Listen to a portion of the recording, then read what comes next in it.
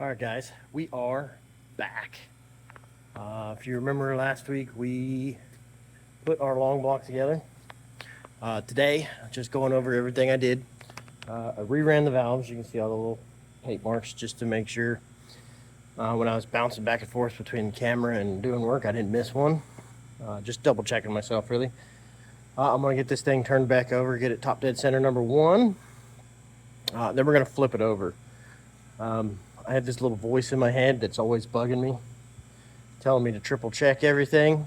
And I didn't like the way that the silicone was setting up on the two-piece rear main.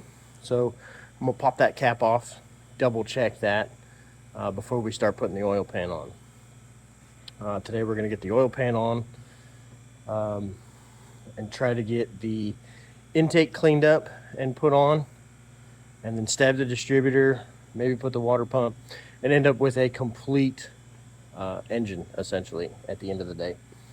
And then we're going to turn our attention back over to the cab. The whole reason for doing the motor was I wanted to keep metal out of all these new parts. As you can see, I'm essentially just in a glorified, really big shed. So when we get bad weather, it is the rainy season, moisture creeps in. So I want to get everything sealed up. Now looking at the cab, I need to cut these cab mounts out because they're just rotten. As you can see, the cab is being supported right now on some 2x4s. And you can call that lazy because I don't want to dismantle the brake system and have it flopping and all that stuff. If you knew the nightmare I went through on Power Tour with that stupid master cylinder right there, you'd understand. Anyway, we're going to try to get these cut off probably next weekend. But what we're going to probably do today is get from the motor mounts forward, with the exception of where the jacks are. We may try to do some coating today.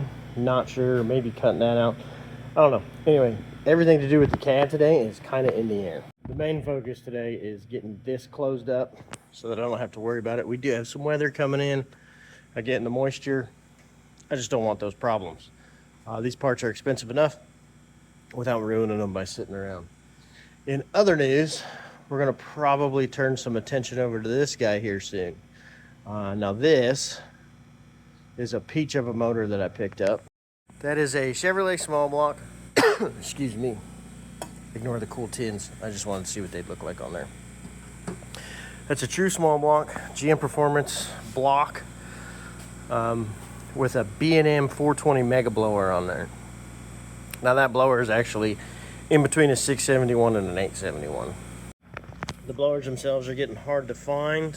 They're cool pieces, however, still plenty of rebuild parts out there. It is being fed by twin Hollies. We've got to rebuild the Hollies. We're going to go through the blower. And we're going to freshen up the motor. Reason is, originally that motor was going to go in the purple Camaro that I did a couple live feeds on, where we built the cage in that thing, put a 10-point in it, and then that project we kind of pumped the brakes on with everything we have going on. I got about 15 things going on all at the same time, so bear with me. We bounce back and forth a lot. So I rely on you guys dropping comments, tell me what you want to see to keep me focused. If there's no comments, which there hasn't been, ADHD automotive brain just go nuts. So the goal with that is I think we're picking something up this week. It's far more suitable for that motor just because of everything that's in it. We talked to this guy about buying a transmission to go behind that motor originally, that he had in something. I don't want to say what it is.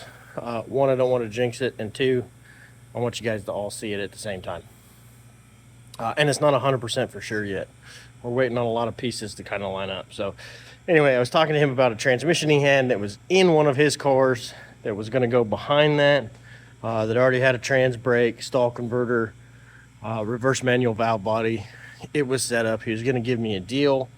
He has recently had a car accident messed himself up pretty good. He can't get it pulled apart, so instead he's going to sell me the whole unit on a sweetheart deal. Let me just say, it pays to collect all this shit. He needs some stuff. He's got some stuff I want. Swapsies happen. Everybody's happy. So that's upcoming. But first, we need that off here, or I need another engine stand. So we've got a lot of work to do and a lot to cover. So I'm going to get ready to flip this back over as soon as I set it on top dead center. Let's check that rear main and see how she's doing. And then we'll get back to buttoning this thing up. We're only going to go as far today as to get it ready for paint. There's a little bit too much moisture in the air to paint today. So the intake's probably not going to go on. But water pump, damper, and stuff like that will go on. I've also got a new set of long tubes for her to go on here that I've never fit. And we're changing the steering column on this to be a column shift. So the front clip being off, it's going to be off for a while just to allow us access to get all these parts to kind of work with each other. So that's where we're at. I'm going to get after it. I'm going to concentrate less on filming today and more on working. So I'm going to try to give you guys some highlights as we go. But yeah, there we go, man. Let's get busy. All right, guys. Let me just touch on something real quick. I'll do a quick tech tip video on it too. Whenever you're dealing with these old steel pans, what happens is these holes, when you tighten the bolt, they get pulled through this way. So you'll hear people say you got to dimple the pan. And essentially you're going to take a ball peen hammer, set the ball side in this hole, and you're going to tap it with another hammer backed by a piece of wood. One time, one sharp tap. That's going to pull that hole back down this way, and it's going to increase the clamping force on your gasket, and it's a good fast way to prevent leaks on your stamped steel oil pans.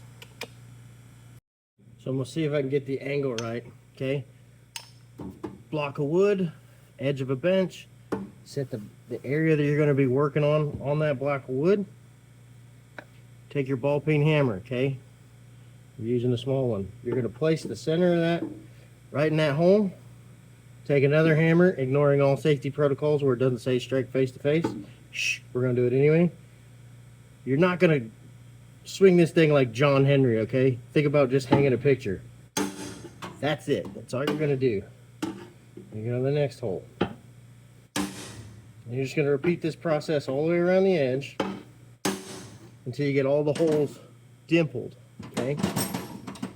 And what that's going to do, if you can tell, is it's going to push that hole back, okay? That's going to give you extra clamping force on these flimsy stamped steel pans, and you won't have any of the leaks associated with all that stuff you always end up getting. The next thing you have to do when doing your oil pan is note there's some sharp corners where your sealing surfaces come to an end, especially around your rear main and your timing cover typically. You're going to want to put a dab of RTV there, and where the timing cover and the block meet, there's always a small lip. So what I'll do is I'll take a razor blade and I'll clean up any excess gasket from the timing cover on both sides, and I'll put a dab of silicone over that resulting crack, and that gives you a nice seal front to back every time. Then when you're tightening your pan, okay, a lot of guys will say do the corners first, start in the middle, whatever. Check with the manufacturer of the pan if you're using an aftermarket, or the engine if you're using factory stuff. Whenever I'm doing tins, whether it be valve covers or oil pans, I think of them as a piece of vinyl. If you're putting a sticker on and you're trying to get the air bubbles out, you start in the center and move out. It's the same principle. You're trying to get that thing flat and get a good seal so you don't have to come back and do it again. Also note, if you're, doesn't matter what gaskets you use, I like these impregnated silicone ones where there's a little piece of metal inside.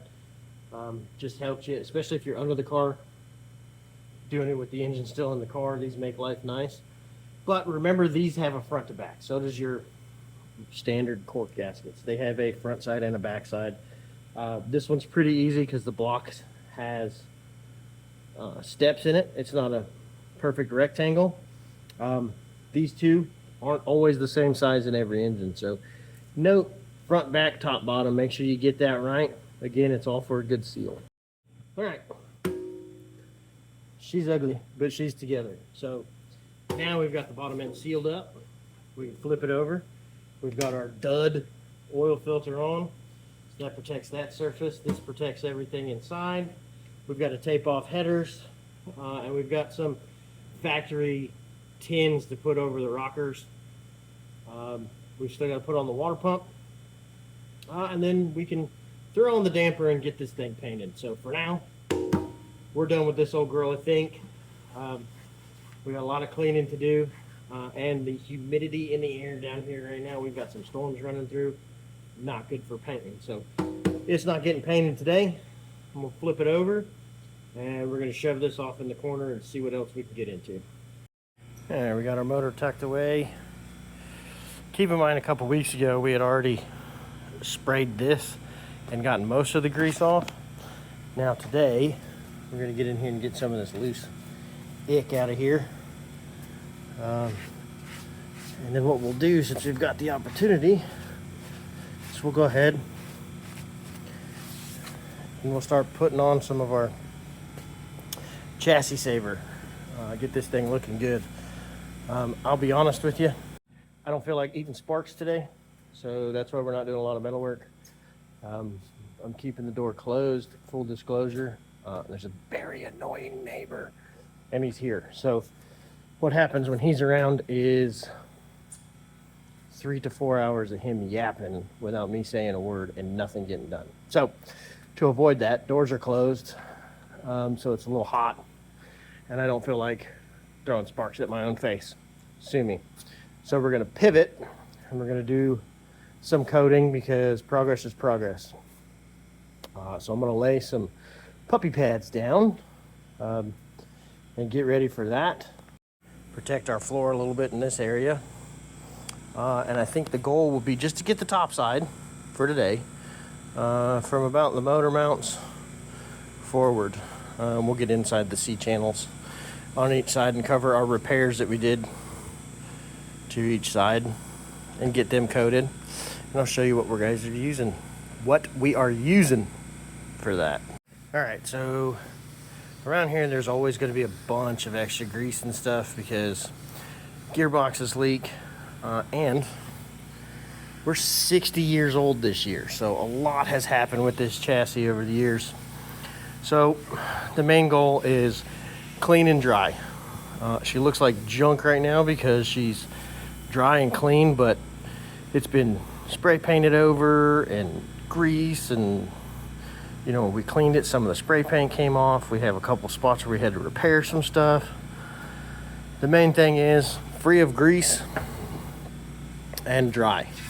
So get down in these cracks real good, get that cleaned out. And all we're going to use to apply this stuff, simple paintbrush. It's self-flattening.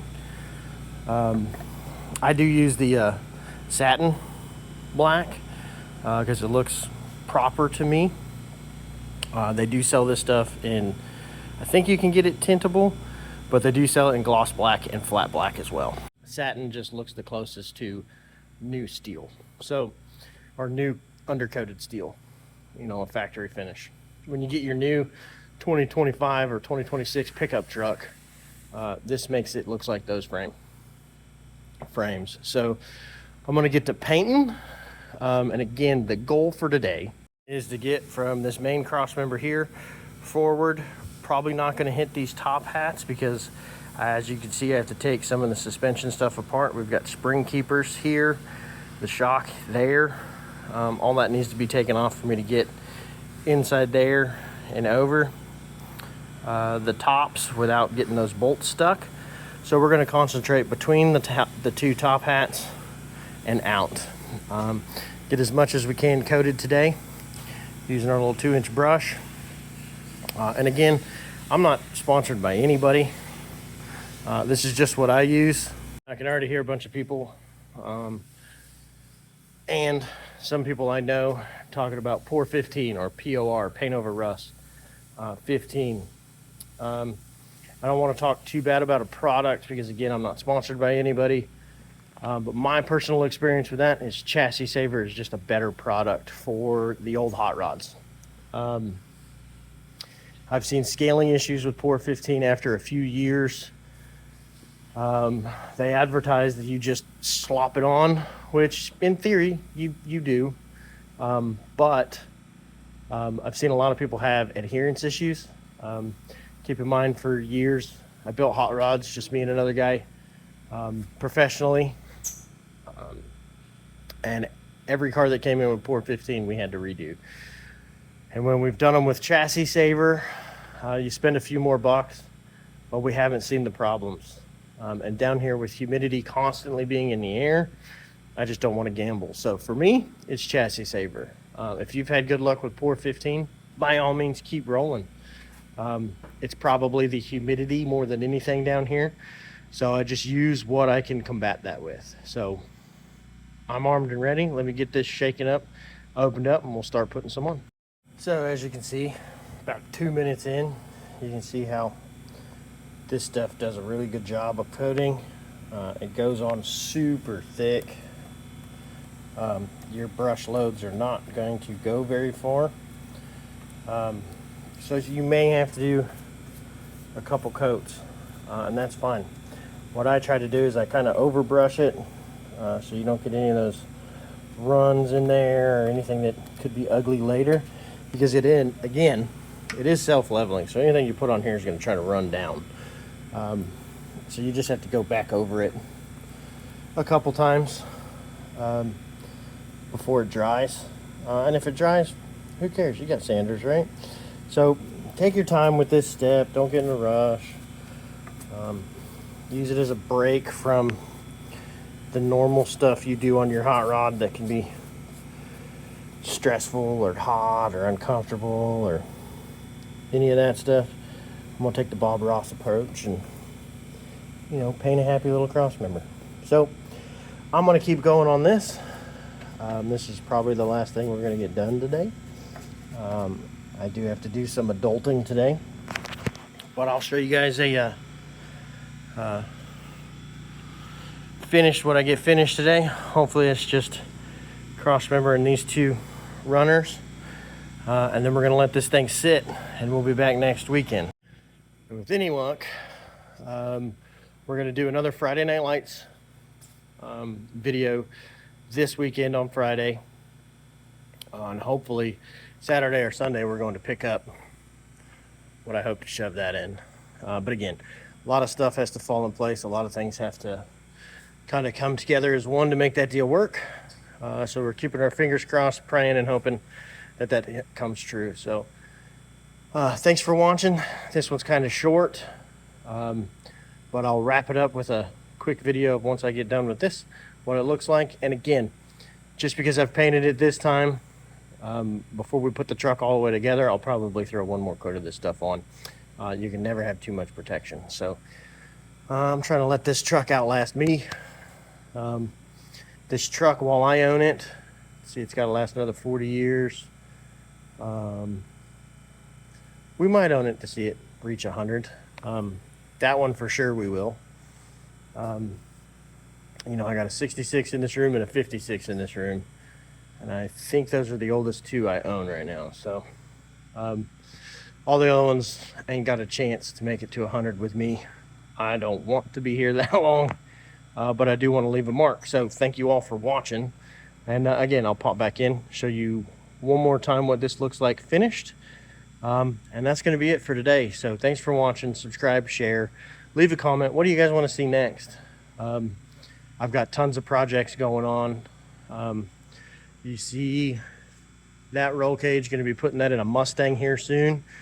Give me a few weeks on that, because we're switching things up. If I get the new home for that, then I have time to do that because I won't be so pressed on the Camaro. So Friday Night Lights coming Friday, and we'll try to keep you guys updated.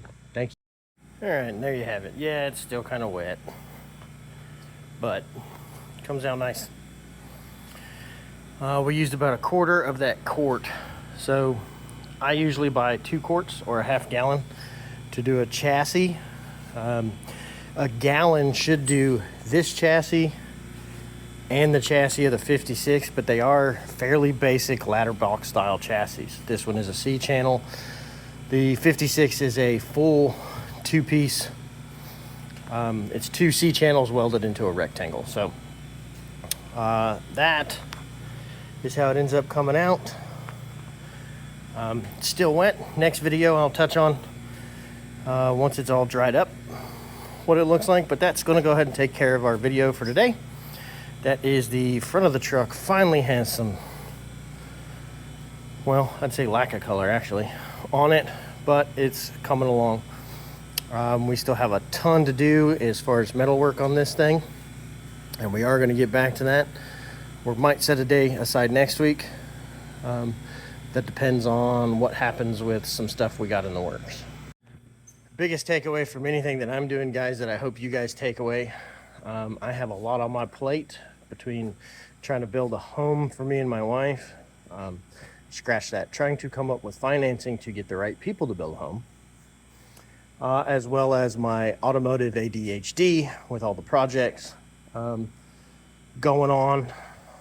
As well as I do help other racers when they're in need.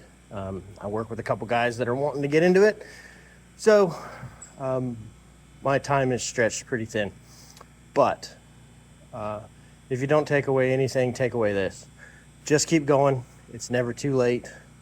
1 bolt a day, the project can't stall out. So keep going, keep grinding. We'll be back at this as soon as we can. Thank you for watching. Like, share, comment, and we'll see you on the next one.